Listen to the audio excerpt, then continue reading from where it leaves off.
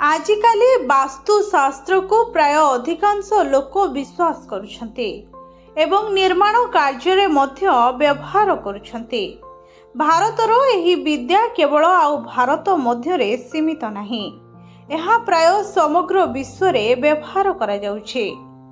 German, चीन, Japan, London, America, New York भली प्रगतिशील राष्ट्र माने मध्य व्यवहार करुछन्ते एवं एहार शुभ प्रभाव मध्य अनुभव करुछन्ते।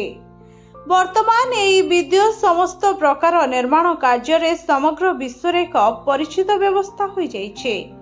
सेथिपई आर्किटेक्टर छात्र छात्री माने एही वास्तु शास्त्र को व्यवहार करी गृह निर्माणर नक्शा आदि तैयारी करछन्ते। एहा मध्य आज प्रमाणित जे से गृह निर्माण हेउ कि बड़ बड़ बंगला आदि हेउ बा नगर, फैक्ट्री एवं जेकोसी व्यवसाय स्थल हेउ, एपरिकी मंदिर निर्माण रे मध्य वास्तु शास्त्रर व्यवहार करा जाय एहार शुभ फल को मध्य पाई हेउछि। ठीक एहार विपरीत अर्थात जेकोसी निर्माण कार्य जदि वास्तु विरोधी होइथिबो तेबे एहीपरि स्थान रे बसवास करुथुबा लोक माने अनेक अशुभ फल पाइबाकू नजर आसिथान्ते। अनेक समय रे किछि लोकंको मनरे प्रश्न आसे जे वास्तुर शुभ और अशुभ फल पुरुष और महिला कौन भिन्न भिन्न कि? तेबे एही प्रश्नर उत्तर रे वास्तुर नियम कौन कहूछि आसंतु सुनिबा। एही दिगरे पुरुष मानंकु प्रभावित करे। एही स्तंभरे पूर्वरु आमे जानिछु वास्तुरे दिगर महत्व विषय रे।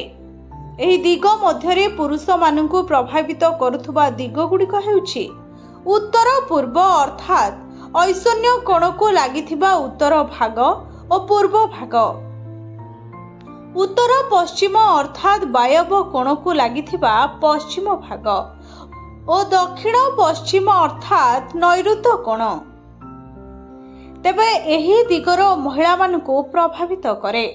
ठीक सेहीपरि पूर्व दक्षिण पूर्व, दक्षिण दक्षिण पूर्व, पश्चिम दक्षिण पश्चिम एवं उत्तर उत्तर पश्चिम एही सबु स्थानर वास्तु दोष विशेष करी महिला मानकु बेसी प्रभावित करिथाए एवं पुरुष मानकु कम प्रभावित करिथाए।